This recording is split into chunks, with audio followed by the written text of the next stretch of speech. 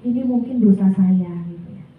Nah, itu sebetulnya ibu pikirkan, tidak pikirkan, itu tidak akan selesai, ya, tidak akan beres kalau kita memikirkan hal-hal yang irasional seperti itu.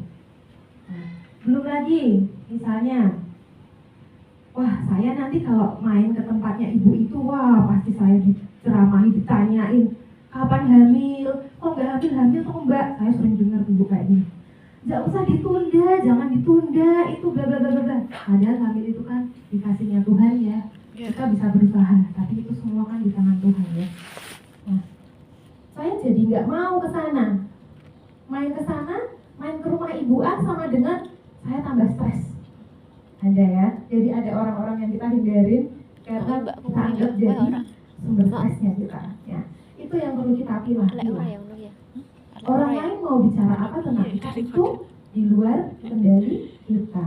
Yang bisa kita kendalikan adalah pikiran kita sendiri. Gitu ya. Jadi kadang-kadang kita udah overthinking duluan kalau stres. Itu yang saya bilang, sampah-sampah di dalam tas, omongan-omongan orang yang tidak penting tentang kehamilan kita atau tentang harapan-harapan yang ada yang justru membuat kita down, ya. Ayo kita sama-sama bersihkan, ya. Terus setelah itu mengelola ekspektasi, ya. Semakin tinggi ekspektasi kita, semakin jauh dari realita, tentu semakin mudah stres. Nah, ekspektasi, peluang kehamilan ketika kita mengikuti program ini tentu akan meningkat, ya. Tapi kita ingat bahwa ini pun tidak dijanjikan 100%. Kita harus siap untuk 50%-nya, ya. Tapi jangan sampai ketika kita sampaikan seperti ini, ya udah mending nggak usah sama sekali lah, ya. Ada orang yang berpikir black or white, hitam atau putih. Saya maunya kalau nggak iya ya tidak. Padahal itu ada gradasi abu-abu tua, abu-abu muda. Kita harus terbuka untuk itu supaya apa? Pikiran kita jauh lebih ringan, ya. Kelola pikiran. Yang pertama, yang kedua, emosi. Tadi sudah sempat disinggung oleh Dr. Ari. Bagaimana kita mengelola emosi? Ada yoga, gitu ya. Ada mindfulness. Mindfulness itu yang seperti apa sih? Ada yang sudah tahu tentang mindfulness? Ya, mindfulness itu adalah latihan kesadaran dengan apa yang kita alami terjadi di hadapan kita saat ini, here and now. Nah, pada saat Bapak Ibu semua hadir di sini, tentu semuanya fokus terhadap materi yang disampaikan oleh dokter, ya, atau mungkin materi yang saya ceritakan ini ya. Itu namanya Bapak Ibu mindful, bisa menangkap dan sadar apa yang dihadapi. Oh, saya sekarang lagi di hotel untuk mendengarkan materi. Itu namanya kita mindful, kita sadar. Yang tidak mindful itu yang seperti apa? Yang tidak mindful itu kalau saya duduk di sini, terus saya terlihat memperhatikan, tapi pikiran saya, pekerjaan saya gimana di rumah gitu. Apalagi kalau ibu-ibu jemuran saya gimana gitu ya. Waduh, suamiku dapat dinas tugas keluar kota. Deg-degan, ada ya, yang seperti itu ya. Setiap suaminya dinas keluar kota jadi deg-degan. Nah, itu ada trauma masa lalu yang belum dibereskan. Nah, ada lagi yang mertua, bagaimana gitu ya. Wah, saya masih kontrak, belum bisa beli rumah. Itu pikiran-pikiran yang membebani kita. Kalau kita tidak mindful, itu kita bawa semua. Itu Bapak kesini bawa koper berat banyak, isinya pikiran-pikiran yang sebetulnya dibawa kemana-mana juga tidak selesai. Ya kan? Dipikirkan terus-menerus sampai batas ya, tidak ketemu jawabannya ya gitu ya. Maka kita latih untuk mindful. Mindful kalau saya bilang, saya letakkan tasnya, saya berdiri di sini tanpa tas. Seperti itu. Mindful, latihan mindfulness. Bisa juga latihan dengan pernafasan mindfulness. Ibu bapak kalau stres atau kalau lagi seperti ini ya, bahkan kita sering lupa kalau kita itu bernafas. Karena tubuh kita itu punya respon otomatis. Nggak usah mikir, sudah langsung bernafas. Nggak usah mikir, nggak usah apa, udah otomatis. Ini hasil karya Tuhan yang luar biasa. Darah mengalir gitu kan.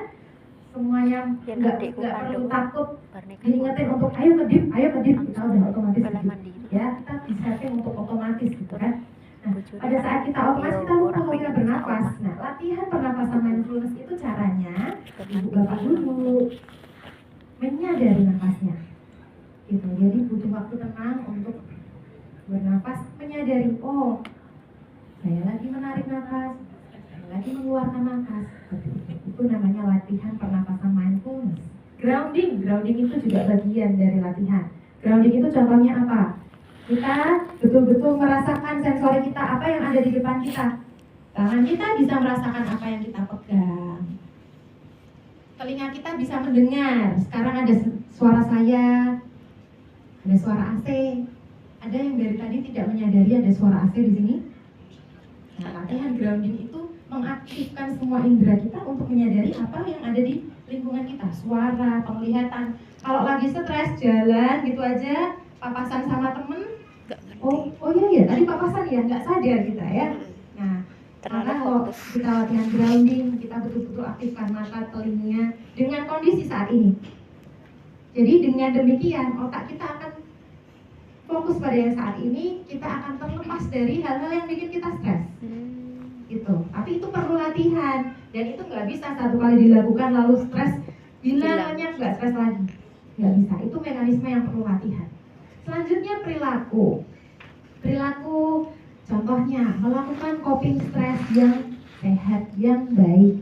Ada yang kalau stres minum kopinya semakin banyak. Ya, ada yang kalau stres merokok, rasanya jadi tenang. Ini seperti lingkaran, ya. Sebetulnya kita mau menghilangin stres.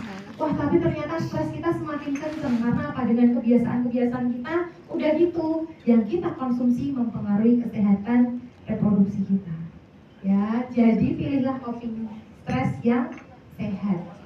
Makan bergizi, olahraga yang sesuai anjuran dokter. Itu cara-cara untuk mengelola untuk menjadi coping stres yang sehat yang kemudian membantu kita untuk kehamilan. Gitu. Nah, kemudian mengembangkan perilaku disiplin.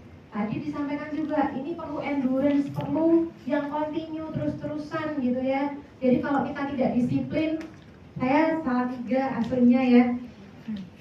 Jadi kalau nggak disiplin itu namanya datnyeng. Datnyeng itu tuh kayak sekarang saya mau, nanti udah nyerah, nggak mau lagi gitu ya. Nah itu yang namanya kurang disiplin. Nah, kedisiplinan ini perlu dilatih. Dan tubuh kita pasti akan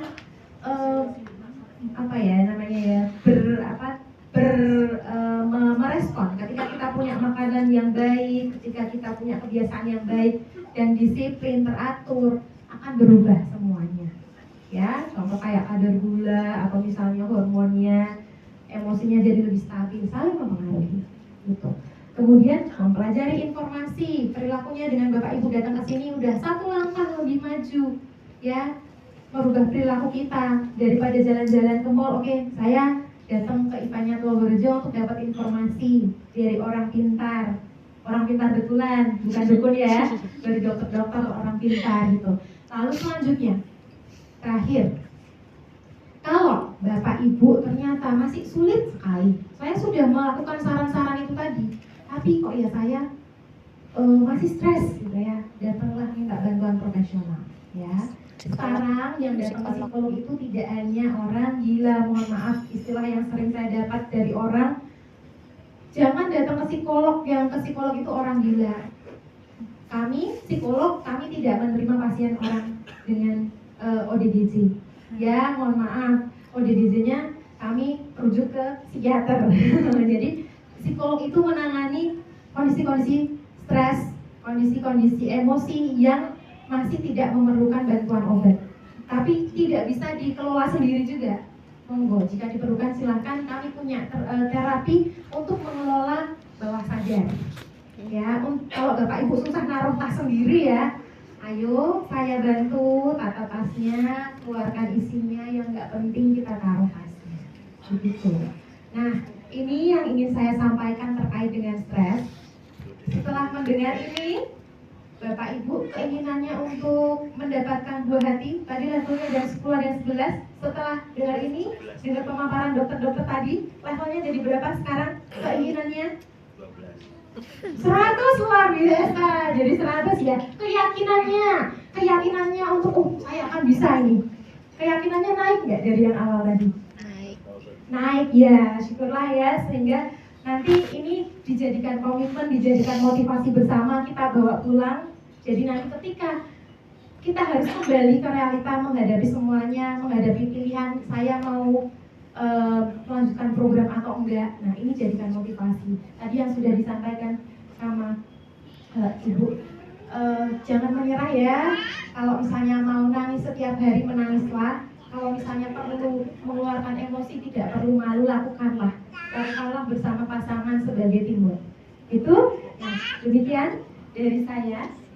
Semoga bisa bermanfaat untuk Bapak Ibu sekalian. Terima kasih. Terima kasih Bu Woro.